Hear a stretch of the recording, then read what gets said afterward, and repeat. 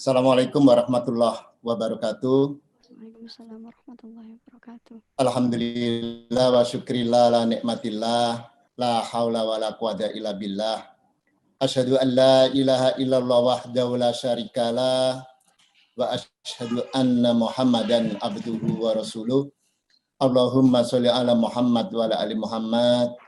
Yang dirahmati oleh Allah, Ustadz Wijayanto berserta keluarga, bos kita, pemirsa, ayah bunda di rumah, semoga kita semua dalam keadaan sehat, walafiat, dan penuh keberkahan.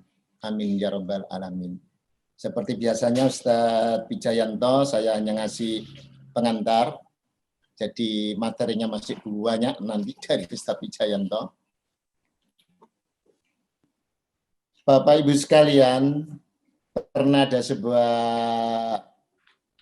statement dari seorang ulama Al-Azhar yang namanya saya sudah lupa karena peristiwa ini sudah lama sekali. Beliau mempertanyakan satu ayat. Kalau di dalam Al-Quran surat Al-Baqarah surat kedua ayat kedua itu a'udzubillahi minasyaitonirrajim zalikal kitabul la raiba fi hudal lil muttaqin, bahwa itulah kitab yakni Al-Quran yang la raib, yang tidak ada keraguan di dalamnya, hudal lil muttaqin, petunjuk untuk orang-orang yang mau diajak ke kebaikan dalam termin Allah. Yani kalau orang muttaqin itu pasti orang yang siap diajak ke kemaslahatan dalam termin Allah. Kata beliau, memang Al-Quran itu tidak diragukan. Tapi ada satu ayat, kata beliau, yang sangat mengganjal. Mungkin ini dulu Nabi lupa, atau Allah juga lupa kali. Yakni di surat Al-Ankabut, surat ke-29, ayat 41. Nanti bisa kita lihat Ankabut 29, yakni surat ke-29 ayat 41. A'udzubillahi minasyaitonirrajim. Masalul ladzina takhadzu min dunillahi awliya kamasalil angkabuti ittakhadat baita wa inna auhanal buyuti labaitul ankabut laukanu ya'lamun. Masalul ladzina takhadzu min dunillah. Jadi perumpamaan orang-orang yang ittakhadu, yang membangun atau yang menjadikan, yang mengambil min dunillah aulia, selain dari Allah itu tempat bersandar, tempat bernaung, tempat memohon, tempat ya segala-galanya lah dalam kehidupan ini. Allah memberi permisalan itu seperti kamasalil angkabuti, seperti laba-laba. Mengapa Allah Subhanahu wa taala memberi permisalan orang yang mengambil selain dari Allah itu tempat memperhambakan diri seperti laba-laba? Karena laba-laba itu ittakhadat baitan, yakni ketika dia membangun rumah itu, Allah ingin menunjukkan rumahnya laba-laba itu, wa innal auhanal buyuti labaitul angkabuti. Yakni sesungguhnya serapuh-rapuh atau selemah-lemah rumah itu, yakni rumahnya laba-laba itu. Ulama Mesir itu mengapa ittakhadat baita? Mengapa di ayat ini ittakhadat baita itu yang membangun adalah laba-laba wanita, laba-laba betina, bukan laba-laba laki-laki. Mestinya yang membangun rumah itu kan harus laki-laki, karena laki-laki itu lebih dari fisiknya, dari kekuatan kekuatan fisik tadi itu, mestinya bukan perempuan. Masa perempuan yang bangun rumah terus laki-lakinya demo tidak pernah selesai sana, ikuti Ustadz Wijayanto di Jakarta umpama. Kan tidak. Nah, akhirnya beliau ini dapat jawaban memang. Jadi sebelum jawaban ini saya sampaikan, ayah bunda sekalian, memang kita semua tahu bahwa rumah laba-laba, sarang laba-laba itu sangat-sangat rapuh. Jangankan angin kencang, dedaunan yang jatuh menempel saja, sarang laba-laba itu adalah ikut robek, ikut patah, ikut rusak. Maka Allah gambarkan kalau orang itu mengambil selain Allah itu tempat bernaung tadi itu, maka dia seperti laba-laba yang punya rumah itu, yang tidak akan tahan lama, yang tidak akan langgeng, yang tidak akan bisa menjanjikan sebuah sakinah yang nanti akan dibahas oleh Ustadz Wijayanto lebih lanjut. Nah, tetapi yang tersirat apa? Kalau itu yang tersurat, yang tersirat apa? Mengapa di sini Allah Subhanahu wa taala menyebut ittakhadat, bahwa yang membangun rumah sarang laba-laba itu adalah laba-laba betina? Maka setelah Syekh Al-Azhar ini bertanya ke sana kemari, tidak dijelaskan di situ apakah membaca ensiklopedia Animal Kingdom atau membaca literatur tentang ilmu biologi. Memang benar bahwa yang membangun sarang laba-laba itu adalah laba-laba betina. Nah, kemana laba-laba laki-lakinya? Memang ditakdirkan oleh Allah, laba laki-lakinya itu tidak punya tanggung jawab, melarikan diri. Karena ketika laba-laba betina selesai membangun rumah, dia akan menerkam si laki-lakinya itu. Apakah skema ini yang secara tersurat yang bisa kita tangkap, bahwa rumah yang rapuh itu selain secara fisik, tetapi secara Ustadz Wijayanto, secara filosofinya juga seperti begitu, antara suami dan istri yang tidak ada sebuah komitmen bersama, yang itu akan menjadi skema yang akan dipotret oleh anak-anak perempuan yang kejam, menurunkan anak laki-laki yang tidak punya tanggung jawab. Nah, disinilah pentingnya sebuah rumah dibangun. Disinilah pentingnya kita bersandar kepada Allah, bagaimana Allah dan Rasul-Nya mengajari kita bahwa rumah itu sebagai sakan, sebagai tempat tinggal, sebagai tempat kita menyemai generasi lebih lanjut. Nah, lebih lanjut kami persilakan Ustadz Wijayanto untuk menguraikannya. Terima kasih. Bismillahirrahmanirrahim. Assalamualaikum warahmatullahi wabarakatuh. Waalaikumsalam warahmatullahi wabarakatuh. Terima kasih Mbak Ulwa. Alhamdulillahirabbil alamin. Nahmaduhu wa nusolli wa nusallimu ala rasulihil karim. Asyhadu an la ilaha illallah wahdahu la syarikalah wa asyhadu anna Muhammadan abduhu wa rasuluh. Qala Nabiyyu sallallahu alaihi wasallam, ya ayyuhalladzina amanu ya ayyuhan nas qulu la ilaha illallah tuflihun. Wa qala aidan wa may yuridillahu bi khairan yufaqihu fiddin.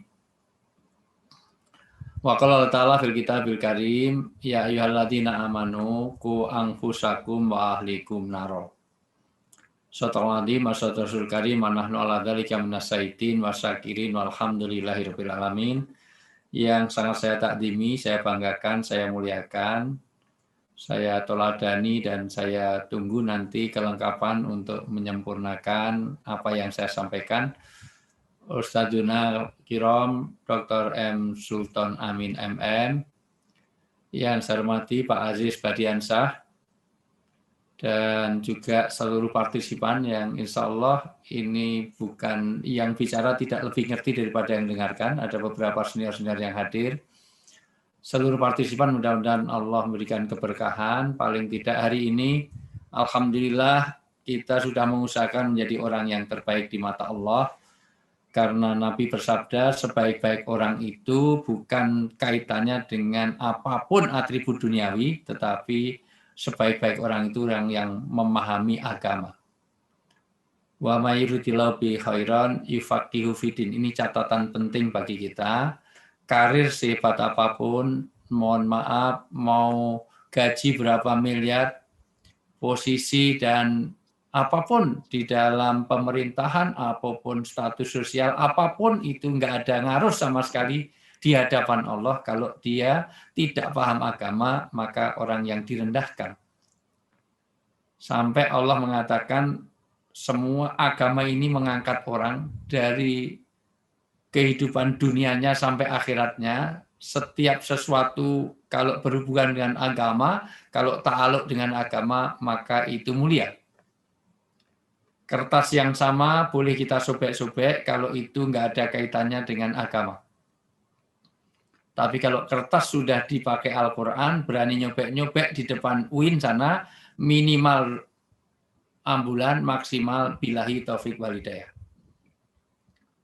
Kalau sudah dipakai Al-Quran, walaupun kertasnya jelek, maka naruhnya pun harus di atas. Nggak bisa ditaruh di sembarang tempat. Everything in the world, apapun di dunia ini sangat tergantung dengan apa dia berta'aluk, dia dikoneksikan. Fir'aun itu raja di raja, tapi sampai hari ini nggak ada orang yang bangga dengan Fir'aun karena tidak ada koneksi dengan Allah. Tidak ada ta'aluknya dengan Allah. Maka sampai hari ini tidak ada orang yang bangga dengan Fir'aun dengan nama anaknya Fir'aun. Siapa nama anakmu? Siti Fir'aunawati, tidak ada. Ada sesuatu yang sebetulnya bekas tetapi menjadi mahalnya luar biasa, baju bekas, pakaian dalam bekas, tapi karena itu bekasnya Lady Di, itu di Mesir, itu pernah dilelang, Masya Allah harganya itu ribuan kali lipat kalau beli baru. Padahal kalau baju yang sama habis dipakai ulfa, wah ditaruh di depan, ya Allah, paling digondol kiri kalau orang.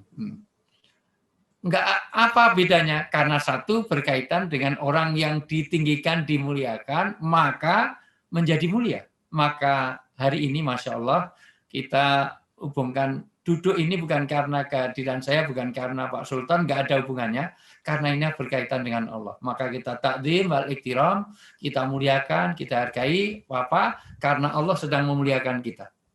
Sampai kalau kita lihat fadilah-fadilah majelis seperti ini, seluruh binatang di laut dan seluruh binatang di darat itu tidak boleh berhenti untuk mendoakan kita, untuk mengkucuri rahmat, dan malaikat pun juga direpotkan dengan orang yang di majelis ilmu. Maka saya selalu melihat fadilah ini, betapa mulianya orang yang berhubungan dengan Allah, itu Masya Allah. Itu dimuliakan. Atau dibaca dulu surat Al-A'raf, saya boleh dibaca sebelum lanjut. Ya. Jadi Al-A'raf 176.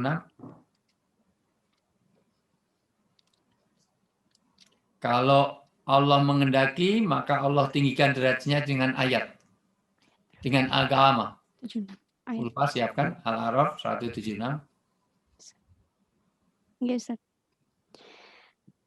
A'udzu billahi minasyaitonir rajim. Wa id akhadha rabbuka min bani Adam. Berapa? 176. 176. Oh, nggih. Ngapunten, Ustaz. A'udzu billahi minasyaitonir rajim. Bismillahirrahmanirrahim.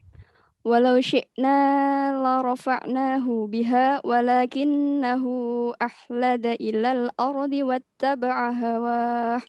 Famathaluhu kamathalil kalbi in tahmil alaihi yalhath aw tatrukhu yalhath. Dzalika mathalul qaumil ladzina kadzdzabu biayatina faqsusil qasasa la'allakum yatafakkarun. Dibaca terjemahannya. Dan sekiranya kami menghendaki, niscaya kami tinggikan derajatnya dengan ayat-ayat itu.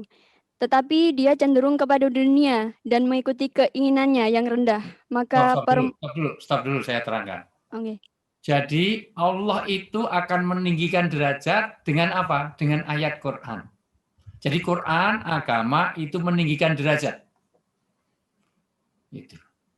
Jadi setiap sesuatu yang berkait dengan Quran, berkaitan dengan agama itu tinggi derajatnya. Dan mohon maaf, yang meninggikan Allah ini.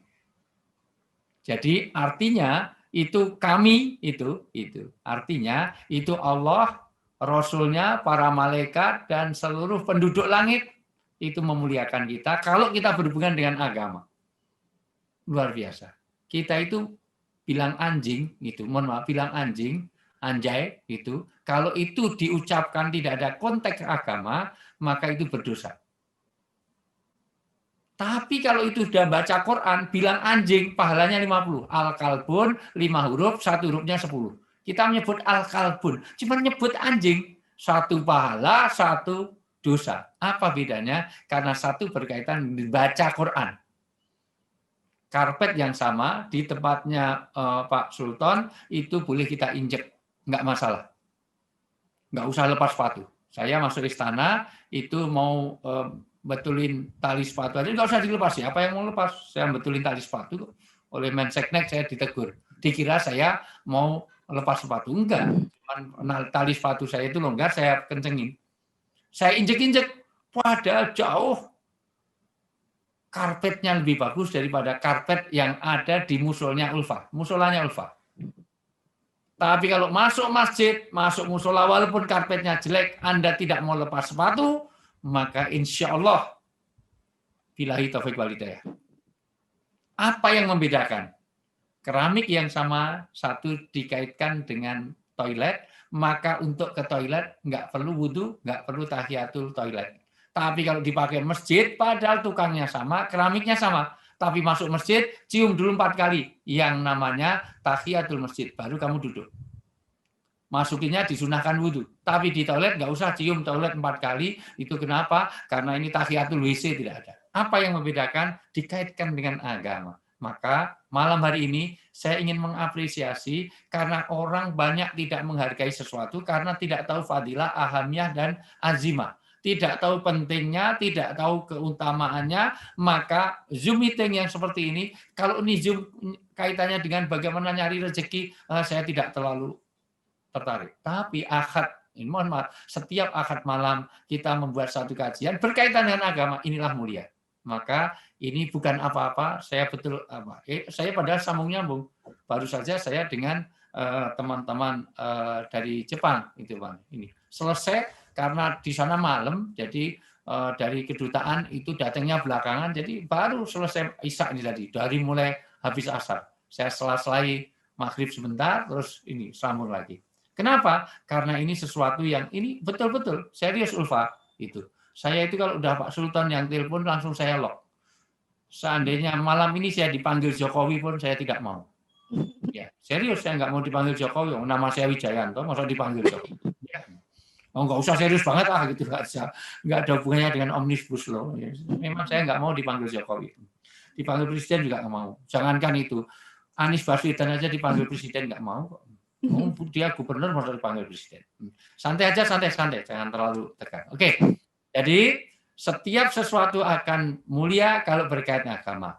Dan agama itu tantangannya, orang beragama tantangannya 2, yaitu syahwat atau nafsu, yang kedua dunia. Dibaca ulang terjemahannya. Dan sekiranya kami menghendaki, niscaya kami tinggikan derajatnya dengan ayat-ayat itu. Tetapi dia cenderung kepada dunia yang mengikuti keinginannya yang rendah. Ya. Maka perumpamaannya seperti anjing, jika kamu menghalaunya dijulurkan lidahnya, dan jika kamu membiarkannya, ia menjulurkan lidahnya juga.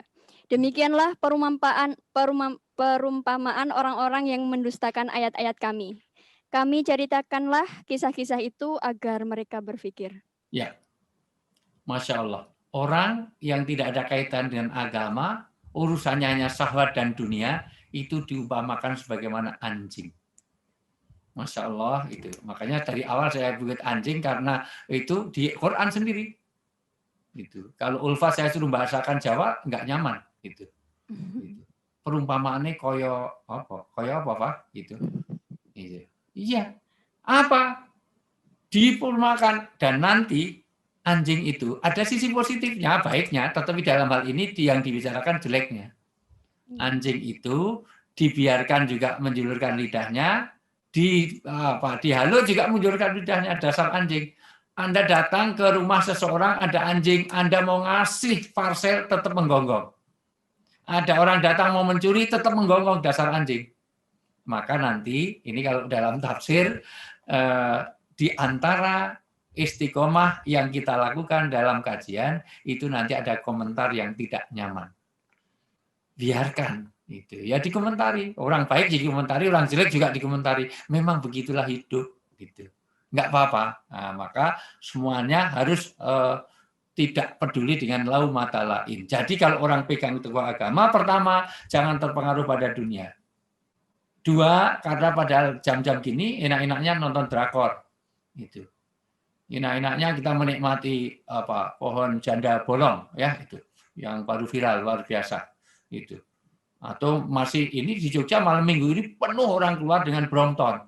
Gitu. Setiap malam Ahad itu rombongan kemana ini saja. Tetapi ingat bahwa ini ada kajian yang luar biasa. Maka ini untuk meluruskan niat kita dulu, ini mulia di hadapan Allah.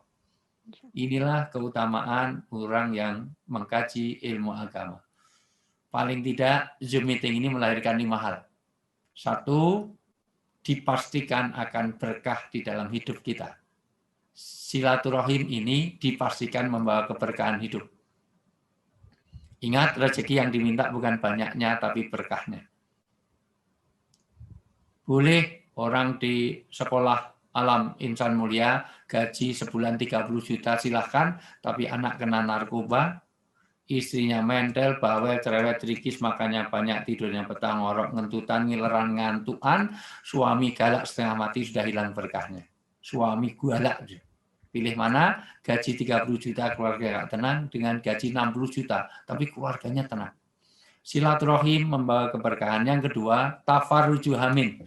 Ini akan saya tekankan, orang yang bersilaturahim itu akan disehatkan dari penyakit-penyakit psikis. Berapa waktu yang lalu, Ahad malam menghadirkan Kang Asep tentang psikologi penting. Kenapa? Karena orang-orang yang punya kelainan psikologis, yang kaitannya dengan stresor yang tidak bisa di-eustress, jadi dianggap sebagai distress, bukan eustress. Orang yang distress menganggap itu suatu tekanan, itu adalah orang-orang yang tidak pernah silaturahim. Orang-orang edan, orang-orang gila, itu adalah orang-orang yang terhambat silaturahminya, komunikasinya. Maka dengan begini ini, dijamin kita tidak akan edan. Ya, mohon maaf, beberapa mahasiswa saya itu punya penelitian, salah satu faktor yang dominan menurut Profesor Kuncoro, orang gila adalah orang yang terhambat komunikasi dan silaturahminya. Maka orang yang silaturahmi, dia akan bebas dari penyakit stres, penyakit edan, lah gitulah gitu.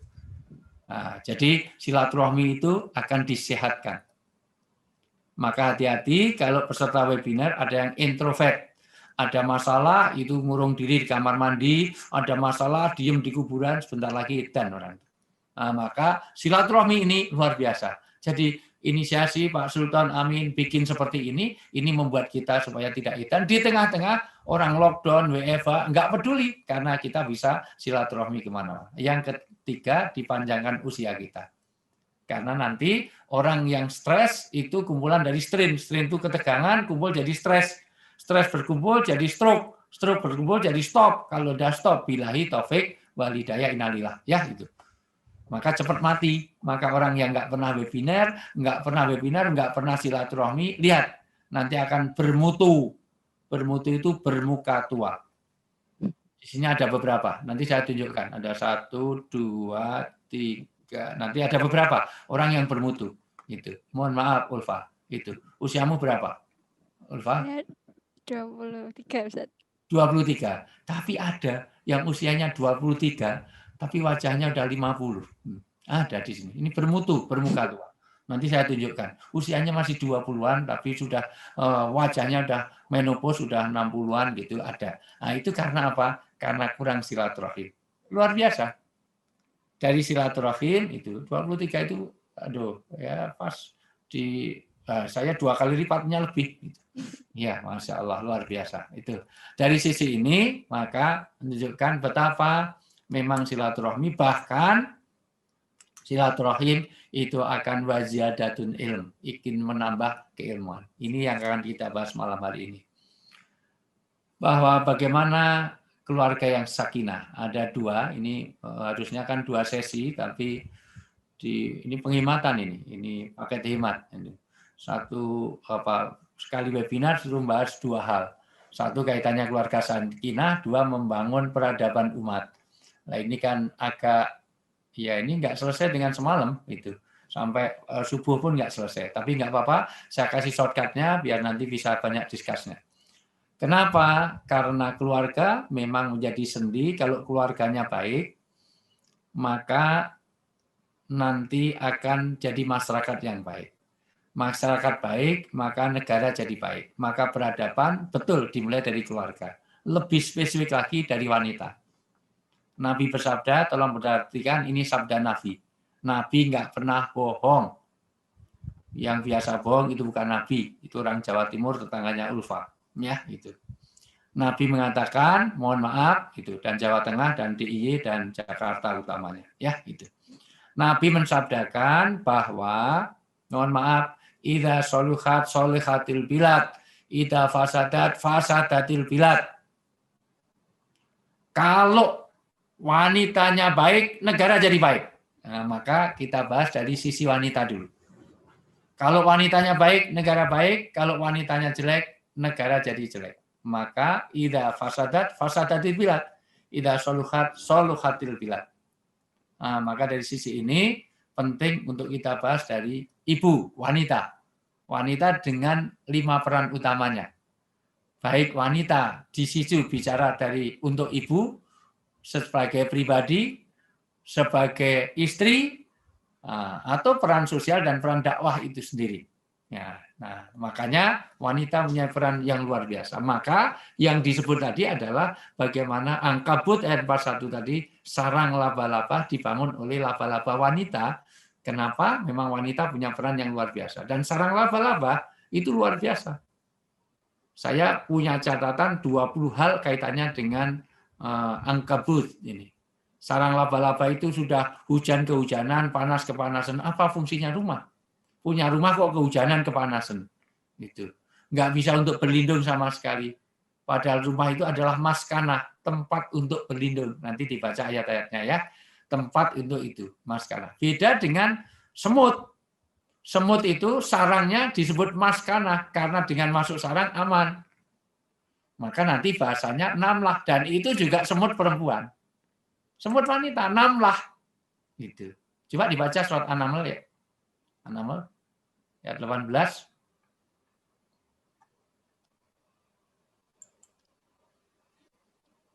An-Naml ayat 18. Ayat 18. A'udzubillahi minasyaitonirrajim. Hatta idza atau ala wadin namli qalat namlatun ya ayyuhan namlu udkhulu masakinakum la yahtimannakum Sulaimanu wa junuduhu wa hum la yash'urun. Ya, dibaca terjemahnya. Hingga ketika mereka sampai di lembah semut, berkatalah seekor semut, "Wahai semut-semut, masuklah ke dalam sarang-sarangmu, agar kamu tidak diinjak oleh Sulaiman dan bala tentaranya, sedangkan mereka tidak menyadari." Sarang tempat tinggal disebut maskanah. Suruh masuk masakinakum, masuklah kepada masakinmu, sakinah-sakinahmu. Supaya aman, nggak terinjak, maka rumah orang Islam harus mengamankan dirinya. Aman dari mana? Aman dari siksa neraka, sebagaimana terjemahan, ya ayyuhalladzina amanu qu anfusakum wa ahlikum naro. Salah satunya adalah rumah itu aman. Aman dari apa? Aman dari siksa neraka. Bukan aman dari kejahatan, bukan aman dari maka diperlukan CCTV, satpam. Di rumah Rasulullah nggak ada CCTV. Di rumah Rasulullah nggak ada satpam, nggak ada anjing penunggu. Tapi itu mengamankan. Di rumah Rasulullah TV-nya berapa in? Mohon maaf.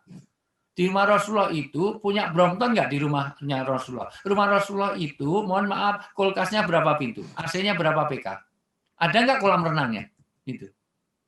Tapi aman, disitulah maskanah. Maka nanti kita breakdown setelah ini, salah satunya adalah bagaimana maskanah itu artinya tempat tinggal, maka kita berhasil punya maskanah, punya rumah yang bisa membangun peradaban kalau dia aman. Maka nanti apa yang harus mengamankan kita dari siksa neraka, rumah yang betul jadi maskanah. Jangan seperti sarang laba-laba. Dan tahu nggak, laba-laba itu kalau ada makanan, itu nggak ditunggu, nggak langsung dimakan, ditunggu sampai membusuk. Jadi kalau ada, itu hanya untuk jebak, begitu ada makanan serangga yang kena, itu nggak langsung dimakan, dibikin membusuk baru dimakan. Orang yang makan jenazah itu orang yang ghibah. Maka dalam surat Al-Hujurat ayat 12, orang yang ghibah itu ibarat makan jenazah. Harusnya jijik, fakaritumu, tapi wanita seneng. Wah, ini kupingnya enak, hidungnya enak. Jenazah, mayat kita makan. Dulu orang jijik dengan Sumanto, tapi sekarang Masya Allah, tilik ke rumah sakit, dari mulai naik truk sampai mau turun, itu tilik, itu maunya tilik ke rumah sakit. Itu yang Nabu Tejo, Masya Allah, itu. Ngerasain siapa itu, Pak Ulfa? Yang digibahi siapa? Dian, Ustaz. Dian, Masya Allah. Ternyata ngikuti juga. Dian yang selingkuh, artinya mau jadi istri Pak Lurah itu. Masya Allah, luar biasa. Isinya gosip. 35 menit itu tidak berhenti gosip. Dari mulai naik truk sampai mau turun truk. Masya Allah, luar biasa. Dan gosip ini menjadi, salah satunya rumah yang tidak berfungsi sebagai rumah, tidak bisa membangun peradaban, kalau rumah nanti isinya adalah kemaksiatan. Gosip itu salah satunya. Itu. Gosip berawal dari hasad. Hasad itu iri. Dari iri akan memunculkan 3 hal. Dari iri ada pembunuhan, Habil dan Qabil itu dari hasad, dari iri. Itu. Terjadilah kemunafikan, itu dari hasad. Hasad jadi orang munafik. Abdullah bin Ubay bin Salul itu dari hasad. Kenapa? Karena dia orang yang tadinya terkenal, pemuka, konstituennya banyak, tapi begitu ada Nabi Muhammad, kalah saingan. Malah pilihnya dia nggak masuk dalam dewan akhirnya. Nah, maka dari hasad munafik. Dari hasad nanti juga terjadi kekafiran. Orang Yahudi dan Nasrani itu salah satu yang membuat dia kafir adalah karena hasad. Kenapa Nabi diutus tidak dari kaum Yahudi Nasrani, kok dari kaum Arab? Nah, ini bahayanya hasad. Hasad itu orang rela mati demi hasad. Nah, nanti bahas khusus. Kalau semua saya terangkan habis. Hari ini kita bicara kembali ke bagaimana sarang laba-laba itu, dan itu perannya wanita. Demikian juga namlah tadi. Semut tadi yang dibaca surat An-Naml ayat 18 itu namlah. Pentingnya wanita itu mengeluarkan lisan yang baik. Maka Nabi nasihati wanita itu falyakul khairan aw liyasmut, dan itu nasihatnya untuk wanita, bukan untuk laki-laki. Karena wanita punya peran yang luar biasa. Maka wanita dalam bahasa Arab disebut umun. Ini catatan pertama. Dari kata umun ada 2 derivasi. Dari kata umun ada kata imam. Dari kata umun ada kata makmum. Maka tugas ibu 2. Dari ibu punya tugas utamanya 2, menjadi bagaimana mendidik anak menjadi makmum. Kenapa? Karena al-ummu madrasatil ula wa madrasatil aulad. Ibu adalah sekolah yang pertama dan utama bagi. Namanya sekolah, maka ibunya harus pinter. Kalau ibunya lolok tulalit O2N on, bagaimana dengan anak-anaknya? Pak Ulfa, jangan sampai nanti anakmu mohon maaf minta internet malah dijawab sudah saya chat itu Ethernet. Masa cantik-cantik nggak bisa dengan internet sama Ethernet. Nanti suamimu di kantor malah apa segera pulang, apa kita kedatangan Densus, ngapain nanyakan jumlah anak, jumlah keluarga. Itu sensus. Minimal kamu harus bisa membedakan vocabulary cukup. Misalnya kamu kan dari Blitar, dari mana itu? Dari Tuban. Tolong misalnya bisa membedakan WC duduk dengan WC jongkok. Jangan mohon maaf, sudah di hotel berbintang, WC-nya duduk tetap jongkok di atas. Ada kok toilet WC-nya duduk, tapi ada cap sepatunya. Itu namanya orang yang kurang vocabulary, kurang memorinya, kurang problem solving-nya, itu. Nah, kurang intelektualitasnya, itu kaitannya dengan otak kirinya. Nah, untuk kanan adalah spiritual. Sekali lagi, dari kata umum ada makmum, maka bagaimana menciptakan dari ibu. Kalau ibu sekolah anak, bapak gimana? Kepala sekolahnya. Maka peradaban tidak akan terjadi di rumah kalau ibu tidak peran dari sekolah dan bapak tidak berperan sebagai kepala sekolah. Jadi kalau bapak di rumah itu hanya ngasih membiayai, itu bukan bapak. Tidak ikut mendidik, maka itu bukan bapak. Itu namanya, mohon maaf, ATM. Karena cuma biayai. Kalau bapak hanya, tapi semua kerjaan rumah saya kerjain dari mulai keran bocor, dari mulai, kalau gitu itu bukan kepala sekolah, itu tukang kebun, itu cleaning service. Maka jangan ngaku bapak kalau tidak mendidik anak, tidak menciptakan peradaban dari rumah. Ibarat Anda punya bola, ngaku pemain bola. Wong beli bola, punya bola kok pemain bola? Enggak. Toko-toko itu yang punya bola banyak.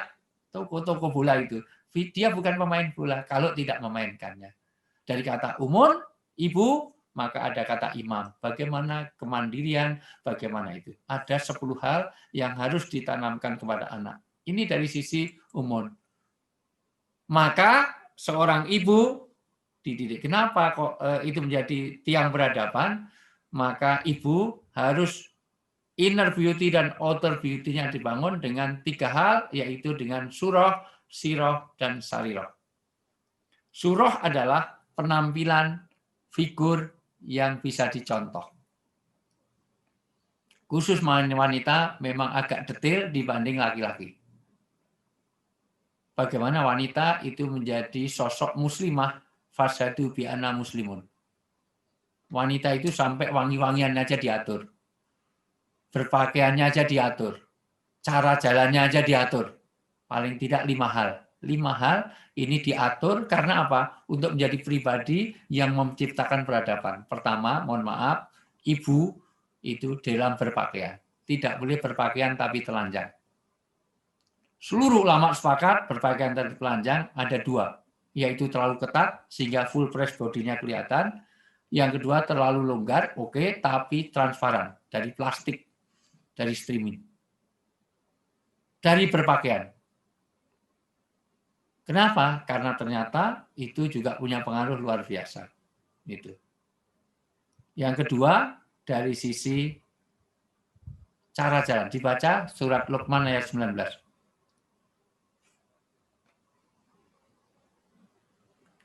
Surat ke-31, Luqman.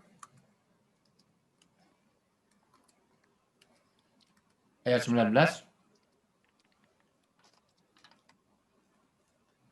Ayat 19, Ustaz. Ya. A'udzu billahi minasyaitonir rajim. Waqsid fi mashkiya waqdud min sautik. Inna ankaral aswati la sautul hamir. Ya. Terjemahnya?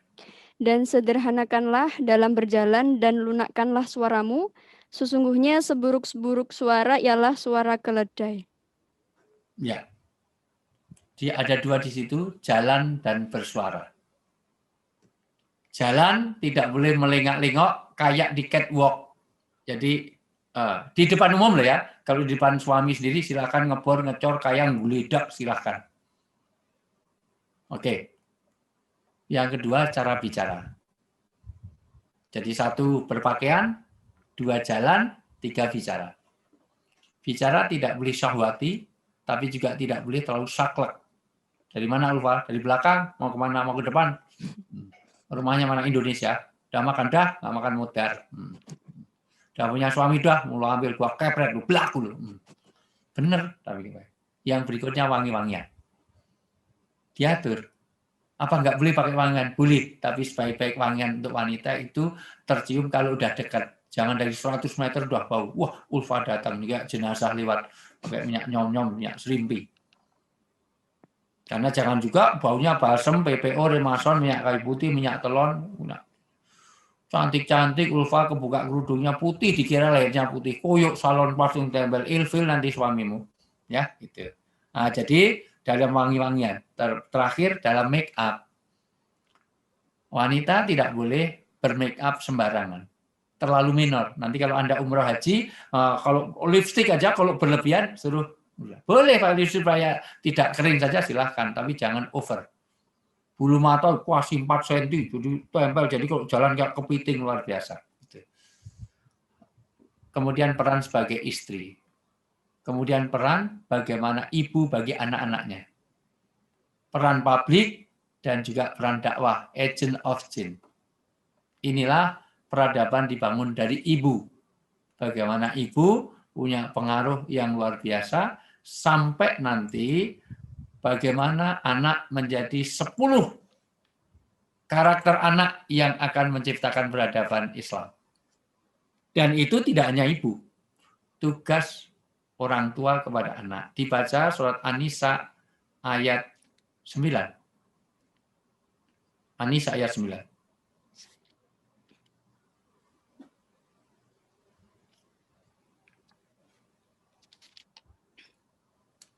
A'udzu billahi minasyaitonir rajim. Bismillahirrahmanirrahim. Wal yakhshal ladzina law taraku min khalfihim dzurriyyatan dhi'afan khalfu 'alaihim falyattaqullaha wal yaqulu qawlan shadida. Ya, baca terjemahannya. Atau yang lain juga boleh ya. Dan hendaklah takut kepada Allah orang-orang yang sekiranya mereka meninggalkan keturunan yang lemah di belakang mereka, yang mereka khawatir terhadap kesejahteraannya. Oleh karena itu, hendaklah mereka bertakwa kepada Allah, dan hendaklah mereka berbicara dengan tutur kata yang benar. Ya, ada 4 kewajiban, tapi diderivasi menjadi 10. Anak 1, jangan sampai meninggalkan durriyatan di'afan. Itu peradaban yang dibangun dari rumah. Durriyatan di'afan. Yaitu anak yang lemah. Lemah apa? Lemah akidah. Lemah keyakinannya. Maka harus ada akidatus shahihah di rumah. Jauhkan dari penyakit TBC, takhayul, bid'ah, khurafat. Rumah jangan ada sesuatu yang membuat orang rusak di dalam keberagamaan, rusak di dalam keakidah. 2, lemah di dalam ibadah. Karena fungsi rumah itu harus jadi musola. Ada 4M fungsi rumah, saya ulang, sering saya sampaikan karena 1, rumah harus jadi musola. Yang kedua, rumah harus jadi maskanah. Yang ketiga, rumah harus jadi madrasah. Yang keempat, rumah harus jadi maulud. Maskanah, musola, madrasah, dan maulud. Maka rumah untuk menciptakan peradaban harus ada ibadah di rumah. Jangan sampai jadi kuburan. Kata Nabi, jangan jadikan rumahmu kuburan. Ya, bagaimana rumah jadi kuburan? Rumah yang tidak dibacakan Quran, rumah yang tidak ada zikir, rumah yang tidak ada amal agama di rumahnya. Itu kuburan. Bahkan di dalam hadis lain, rumah yang tidak ada orang zikir kayak orang mati. Orang mati itu nggak ada harganya. Tapi kalau ada zikir kayak orang hidup. Orang hidup harganya mahal, orang mati nggak ada harganya. Kalah dengan binatang paling kecil, teri. Teri itu kalau udah mati, jenazah teri, almarhum teri, itu masih bisa dijual belikan. Tapi secantik Ulfa, kalau udah mati, hidungnya dijual 300.000, 100.000, 50.000, nggak ada yang mau. Nggak ada nilainya. Orang hidup harganya mahal. Silahkan, mohon maaf, nanti Pak Sultan ngundang seorang artis. Nyanyi hanya 6 lagu, itu 200 juta. Raisa. Itu konser di Jogja, nyanyi cuma 6 lagu. 200 juta. Zoom meeting 2 jam. Nggak tahu berapa, nggak ngerti. Gitu. Insya Allah yang penting ikhlas. Ikhlas itu artinya harus sedikit. Ya, gitu. Padahal nyanyi kalau salah, nggak ada tanggung jawab apapun. Ini salah, Masya Allah tanggung jawabnya dunia akhirat. Viral lagi. nanti diambil sedikit gitu. Saya dengan ketika nempel Deddy Corbuzier 4 tahun, kena fitnah sana sini. Wawancara sedikit dipotong tengah gitu, luar biasa, viral, menistakan ayat suci segala macam, dibully habis-habisan, Ustadz apa segala macam. Padahal itu wawancara 2 jam, diviralkan hanya berapa, itu diambil 3 menitnya yang itu keseluruhannya nggak diambil. Dan begitu, tanggung jawabnya dunia akhirat, tapi ya apresiasinya beda. Mahal hanya untuk mencari alamat palsu, sana kemari, itu ngundang 150 juta. Masya Allah. Hanya untuk ngebor, ngecor, wayang, lidak itu, goyang itik, gutik, luar biasa, goyang, uka-uka, goyang sabun colek, ada goyang ubur-ubur, segala macam. Sekali lagi, yang ketiga, di situ kita bicara tentang matinul khuluq. Yaitu setelah akidah yang bagus, pelaksanaan ibadah, rumah membangun matinul khuluq, akhlak yang mulia. Dengan qaulan sadida, qaulan layyina, qaulan ma'rufa. Di ayat tadi dikatakan qaulan sadida. Yaitu dengan, di situ apa? Qaulan sadida diterjemahkan apa? Ulfa tadi? An-Nisa ayat 9 tadi. Dan berbicara qaulan sadida, nanti ada 6 qaulan. Itu apa? Dan hendaklah takut kepada Allah orang-orang sekiranya mereka meninggalkan keturunan yang lemah di belakang mereka, yang mereka khawatir terhadap kesejahteraannya. Oleh sebab itu, hendaklah mereka bertakwa kepada Allah dan hendaklah mereka berbicara dengan tutur kata yang benar. Tutur kata yang benar. Nilai-nilai kebenaran, nilai-nilai kebaikan, nilai-nilai keindahan. Di situ akhlak bicara tentang 4, yaitu benar, baik, indah, dan suci. Benar tidak cukup, harus baik. Baik tidak cukup, harus benar. Ini kasihan Ulfa, handphonenya Oppo. Handphone ke Oppo, malah nanya. Lah Oppo, saya kasih, mohon maaf, Ulfa, tak kasih iPhone Pro Max. Tapi saya ambilkan dari Pak Sultan. Saya ngasih, tapi dengan mencuri. Itu baik, tapi tidak benar. Nah, nanti kayak Robin Hood. Baik, benar, indah. Maka ngimami sholat perlu baik. Perlu indah. Nggak boleh benar-benar Amin. Rahim nggak boleh, walaupun itu secara tajwid mungkin benar. Nah, walaupun benar, baik, indah juga harus benar. Nggak boleh ngimami dipasang musik, nggak boleh, karena di situ indah tapi nggak benar. Jadi matinul khuluq. Yang berikut qawiyul jism, maka di situ dikatakan jangan menelantarkan anak. Anak dijaga kesehatannya, dijaga qawiyul jism. Salul afiyah ba'dal yakin, kalau sudah akidah kuat, maka Anda sehatkan dengan pola makanan, dengan olahraga, dengan dijaga kesehatan, dengan mencuci tangan, dengan sabun, pakai masker, segala macam. Itu bagian dari usaha kita, qawiyul jism. Bagaimana peradaban akan dibangun di rumah, kalau rumah bisa mensejahterakan anak. Makanya sadar diri, kalau rumahnya di apartemen tipe studio, kamarnya hanya 2, jangan produksi anak terlalu banyak. Kalau memang rumahnya itu tipe 21, tipenya RSSSS, rumahnya sangat sempit, sedikit semen, susah selonjor, sumpah sekali, anaknya 8. Nah, itu namanya menelantarkan, yang 2 tidur rumah, yang 3 di musola, yang lain titipkan mertua. Kalau orang Jogja namanya modali moli molas, madep mantep, manggon mangan, melu morotuwo muni-muni, mantu minggat, morotuwo mati, moro-moro melu marisi, cari warisan saja. Nah, itu moli molas ya. Jadi qawiyul jism. Yang berikutnya adalah mustafaqul fikr, yaitu perannya ilmu. Peradaban tidak mungkin terbangun kalau tidak ada kemajuan keilmuan, ilmu pengetahuan, teknologi, gitu, life skill, dan juga ilmu-ilmu yang memberi ilmu nafi, ilmu-ilmu yang memberi manfaat dalam kehidupan. Yang berikutnya, yang keenam, yang bisa melahirkan peradaban dari rumah yang sakinah tadi, harus ada mujahadah nafs, yaitu mujahadah li nafsihi, yaitu bagaimana dia punya pengendalian nafsu. Maka di situ ada puasanya, ada itu. Karena kalau semua dibiarkan dengan nafsu, insya Allah tidak terjadi peradaban Islam. Yang ketujuh, tugas di dalam keluarga supaya membuat harisun alal waktihi, yaitu punya kedisiplinan di dalam manajemen waktu yang baik. Setiap waktu harus beramal, setiap amal harus tahu waktu.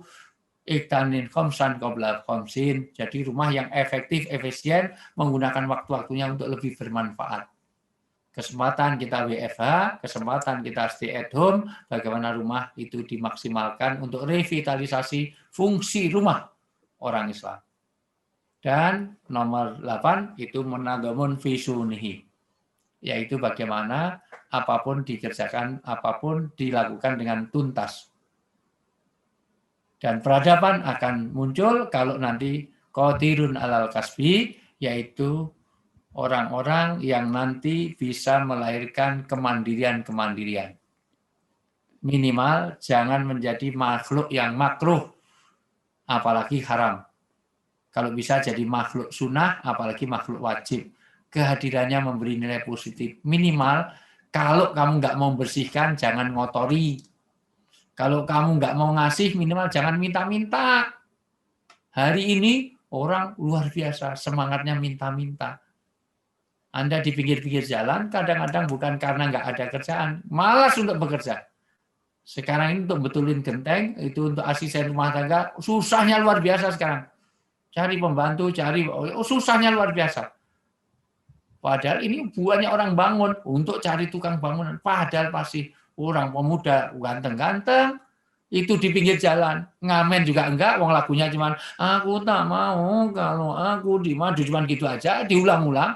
Ngamen enggak, ngerampok juga sedikit ngerampok, karena kalau enggak dikasih baret, ngemis juga ngemis, kayak gitu, sambil pegang rokok. Saya itu, ya Allah, saya itu sayang banget ada uang untuk dibakar, ngapain ngerokok itu?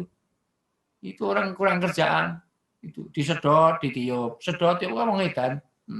Masya Allah, luar biasa. Sementara, mohon maaf, dari sisi inilah, maka qadirun alal kasbi, orang itu harus punya kemandirian. Karena orang yang nanti hanya hidupnya bergantung pada orang lain, bagaimana peradaban akan dibentuk? Kata Nabi, nanti akan dikumpulkan wa nasrum fil yaumil qiyamah biwajhin ghairi lahmin, dengan wajah yang tanpa daging. Bayangkan Ulfa itu punya jerawat sedikit aja bisa klorasi, Viva Cosmeter, gizi super cream, Ponif, semuanya bisa 10 juta karena di wajah. Apalagi ini kalau wajahnya tanpa daging, padahal kalau itu bisul ada di dengkul paling salep 88 10.000 selesai. Nah, kenapa? Karena di situ beda. Maka terakhir orang harus jadi nafiun li ghairihi. Khairun nas anfa'um linas. Jadi peradaban yang dibangun dari rumah menciptakan orang-orang yang memberi manfaat bagi lingkungannya. Inilah bisa terjadi kalau rumah ada sakinahnya. Sebagaimana judul yang kita minta, yang diminta ke saya. Sakinah ada 5 makna, saya terangkan cepat. Sakinah yang pertama itu artinya tempat tinggal tadi atau maskanah tadi. Ya, sebagaimana dalam surat An-Naml tadi disebutkan bahwa surat At-Taubah kul ingkana aba'ukum wa abna'ukum wa ikhwanukum wa asbajukum wa asiratukum wa amalun wa tijaratun taksawna kadza wa masakinu. Masakin. Sakinah jamaknya masakin itu artinya tempat tinggal. Orang Arab kalau tanya rumah aina taskun, maka rumah yang akan melahirkan, rumah yang sakinah melahirkan peradaban baru, peradaban yang maju, itu harus ada sakinah, yaitu tempat untuk keamanan, tempat untuk menetap tinggal kerasan di rumah. Maka selalu saya contohkan, nanti kalau suami, kamu udah nikah belum, Ulfa? Belum, Ustaz. Belum, segera, jangan ditunda-tunda. Nah, ini kalau lama nikah nanti kalau anakmu wisuda dikira bawa omanya. Ini kok sama neneknya kayak gitu ya. Cepat ya, segera nikah. Gitu. Kalau udah ada pasangan udah cocok segera. Karena pacaran itu menurut survei itu mengakumulasi dosa. Semakin lama pacarannya semakin banyak dosanya. Itu. Maka segera saja. Saya termasuk penganjur segera nikah. Nanti store biodata ke saya, nanti saya cari. Ya, duda-duda yang kaya raya, yang warisannya banyak, yang hidupnya tinggal sebentar, ya. Kamu dapat warisan luar biasa. Amin, amin gimana? Malah amin, Ulfan, ya. Nah, jadi sekali lagi, sakinah. Maka kalau ada suami, ada seorang bapak sering terlambat ke kantor, berarti dia sakinah di rumahnya. Secara bahasa, dia kerasan di rumah, itu sakinah. Atau dari kantor pengen segera pulang, homesick terus, pengennya selalu pulang. Karena sakinah artinya dia merasa tenang, tentram. Maka suami istri itu, suami istri yang sakinah ada, dia tenang kalau bersama suaminya, tenang bersama istrinya. Kalau ketemu suami sebagai suatu ancaman, kiamat ini bapak datang, ini ibunya datang, berarti tidak sakinah. Ini harimau keluarga datang. Anak kalau ada makanan cepat dihabisin, ngapa? Kalau mama datang pasti dimakan mama ini. Mama itu makannya banyak, tidurnya betah, ngorok ngentutan tadi, luar biasa. Maka berarti itu tidak membuat sakinah. Jadikah pribadi yang mempesona. Jadilah ibu yang mempesona, bapak yang mempesona, anak yang mempesona. Sehingga kehadirannya, kumpulnya dirindukan. Oke. Yang kedua, sakinah artinya ada optimistis. Optimistis untuk selamat hidupnya di akhirat, bahagia dunia sampai akhirat. Yaitu optimistis tentang mewujudkan Robbana atina fid dunya hasanah wa fil akhirati hasanah itu. Jadi dunianya itu dia ada banyak hasanah di situ dan di akhirat juga banyak hasanah. Artinya sakinah artinya optimistis sebagaimana perang Badar. Di perang Badar sebetulnya orang Islam tidak siap untuk perang, tapi menang. Hanya 300 orang melawan 1.000 orang. Dibaca cepat ya di surat Al-Fatih ayat 4. Sebetulnya orang Islam itu nggak mau perang, mau ngambil minta jatah kepada Abu Sufyan karena waktu hijrah ke Madinah semua aset ditinggal di Mekah. Baik kebun, baik usaha, segala macam ditinggal, rumah-rumahnya ditinggal. Maka Abu Sufyan mau lewat Madinah, mau dicegat, minta dong bagian. Walaupun nggak semuanya, bagi hasil dong. Itu. Ternyata Abu Sufyan bawa 1.000 orang. 300 orang nggak pengen perang, tapi harus menghadapi 1.000 orang. Menang, karena ada sakinah. Ya. أعوذ بالله من الشيطان الرجيم بسم الله الرحمن الرحيم هو الذي أنزل السكينة في قلوب المؤمنين ليزدادوا إيمانا مع إيمانهم ولله جنود السماوات والأرض وكان الله عليما حكيما. Dialah yang telah menurunkan ketenangan ke dalam hati orang-orang mukmin untuk menambah keimanan atas keimanan mereka yang telah ada. Dan milik Allah lah bala tentara langit dan bumi. Dan Allah Maha mengetahui, Maha bijaksana. Ayat ini bicara turun berkaitan dengan perang Badar. Di mana Allah adalah sakinah. Jadi fi qulubil mu'minin. Yaitu Allah menurunkan sakinah. 300 orang menang karena ada optimistis. Maka tugas seorang suami, istri, anak bagaimana sakinah artinya dia optimis semuanya bisa mensurgakan dunia sampai akhirat. Sakinah berikutnya tidak boleh ada kecurigaan. Al-Fatih juga ayat 18-nya.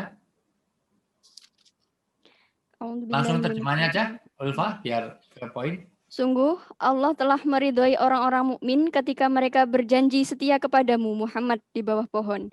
Dia mengetahui apa yang ada dalam hati mereka, lalu dia memberikan ketenangan atas mereka dan memberi balasan dengan kemenangan yang dekat. Ya, Allah turunkan sakinah karena ada kecurigaan ketika perjanjian Aqobah. Ini turun kaitannya dengan perjanjian Aqobah. Orang Islam itu mengenal tapi tidak tahu hati masing-masingnya.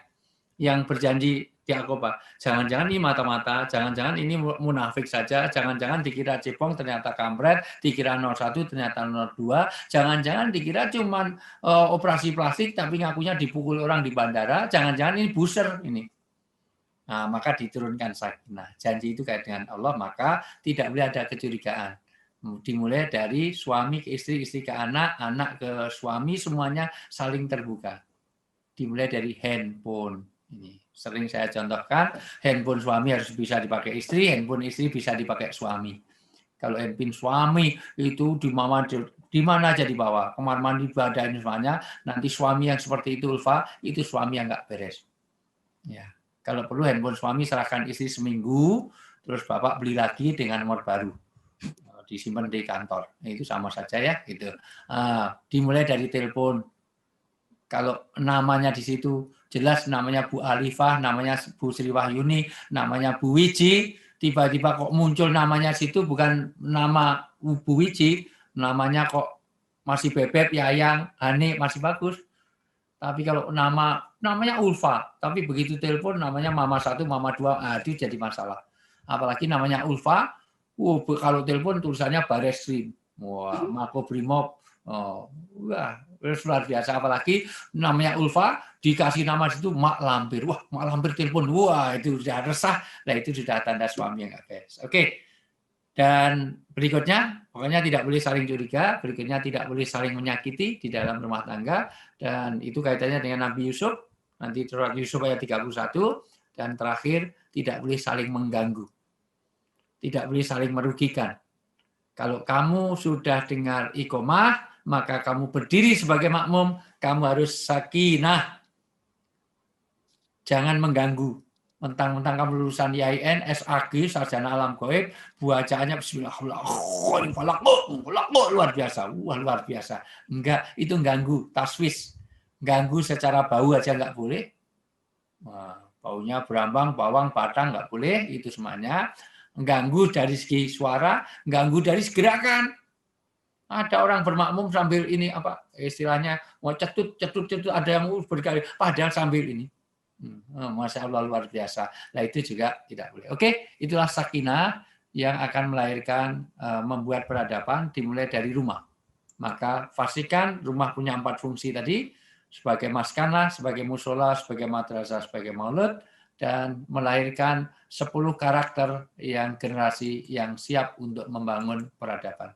Mudah-mudahan rumah-rumah kita menjadi agent of change, menjadi rumah-rumah dakwah, rumah-rumah madrasah, rumah-rumah amar ma'ruf nahi mungkar, rumah-rumah keimanan, kebenaran, dan tawasau bil haq wa tawasau bis sabr. Itulah rumah yang beri manfaat terhadap peradaban. Kurang lebihnya itu saya kembalikan.